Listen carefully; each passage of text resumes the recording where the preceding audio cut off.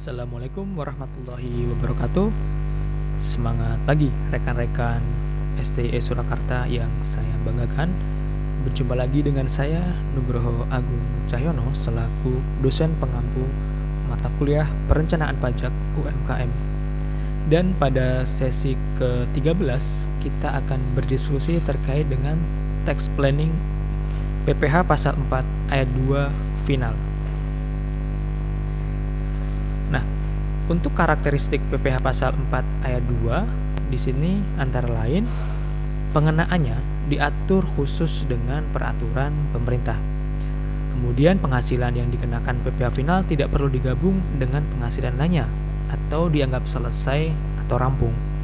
Jumlah PPh final baik yang telah dipotong sendiri atau dipotong oleh pihak lain tidak dapat dikreditkan. Biaya-biaya yang dikeluarkan untuk memperoleh penghasilan yang dikenai PPh final tidak dapat dikurangkan. Nah, sementara untuk objek PPh pasal 4 ayat 2 antara lain ada diskonto atau bunga obligasi dan surat utang negara. Kemudian penghasilan dari transaksi penjualan saham, obligasi dan sekuritas lainnya yang diperdagangkan di bursa efek. Bunga deposito dan tabungan serta diskonto SBI.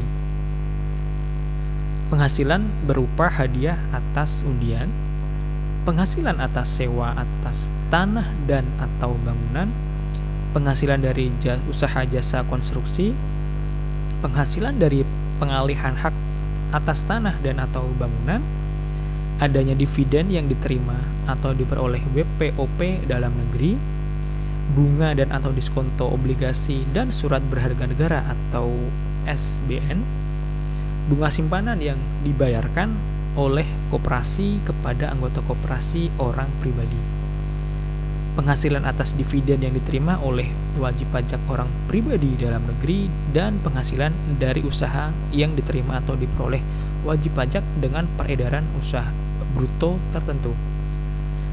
Untuk diskonto atau bunga obligasi yang diperdagangkan di Bursa Efek Indonesia, tarif pemotongan pajak penghasilannya adalah 20% dari bagi wajib pajak dalam negeri dan bentuk usaha tetap, dan 20% atau sesuai tarif dalam PJB bagi wajib pajak yang berkedudukan di luar negeri. Dasar pengenaan pemotongan PPh ada bunga obligasi dengan kupon, yaitu jumlah bruto bunga sesuai dengan masa kepemilikan obligasi. Diskonto obligasi dengan kupon adalah selisih harga jual atau nilai nominal di atas harga perolehan obligasi, tidak termasuk kupon berjalan. Diskonto obligasi tanpa bunga yaitu selisih lebih harga jual atau nilai nominal di atas harga perolehan obligasi. Kemudian atas objek penghasilan berupa hadiah atas undian, besarnya PPh yang wajib dipotong adalah 25% dari jumlah bruto hadiah undian. Pihak yang wajib memotong PPh adalah penyelenggara undian. Sementara untuk objek penghasilan atas sewa tanah dan atau bangunan, sewa tanah dan atau bangunan yang dimaksud adalah tanah, rumah susun, apartemen, kondominium, gedung kantor, rumah kantor, toko, rumah toko, gudang, dan industri. Tarif pemotongan PPh bagi orang pribadi dan badan adalah 10% dari jumlah bruto.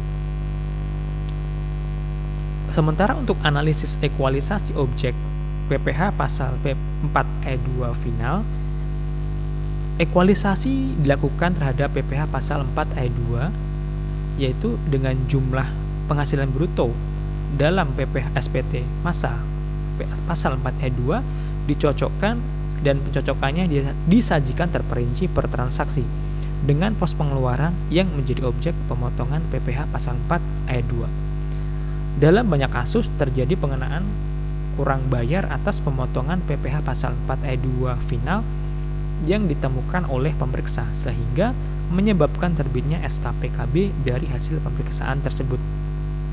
Hal ini disebabkan karena yang pertama, ditemukannya biaya-biaya yang menjadi objek PPh pasal 4 ayat 2 final yang belum dilakukan pemotongan oleh wajib pajak pemberi kerja.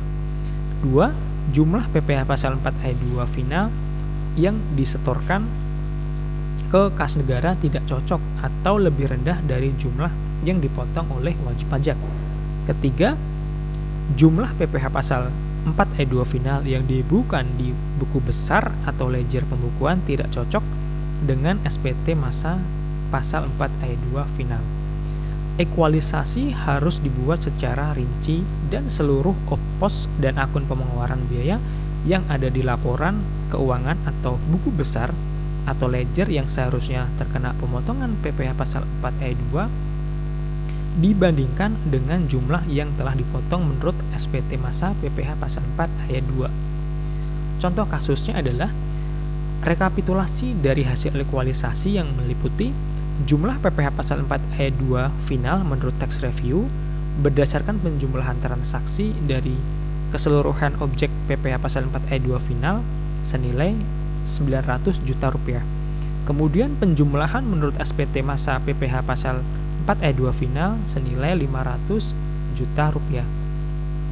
Kekurangan stor PPh pasal 4 ayat 2 final senilai 400 juta rupiah. Hasil ekualisasi mengindikasikan adanya potensi kekurangan stor PPh pasal 4 ayat 2 final sebesar 400 juta rupiah yang harus dilakukan pengecekan lebih lanjut oleh wajib pajak terhadap bukti-bukti pendukung dan transaksi-transaksi apa saja yang termuat dalam kontrak perjanjian yang sudah disetujui. Ya, demikian yang dapat saya sampaikan terkait dengan materi tax planning PPh pasal 4 ayat 2 final, dan semoga rekan-rekan dapat memahami, dan apabila ada diskusi ataupun pertanyaan lebih lanjut dapat disampaikan di pembelajaran di kelas ataupun lewat diskusi online. Demikian yang dapat saya sampaikan.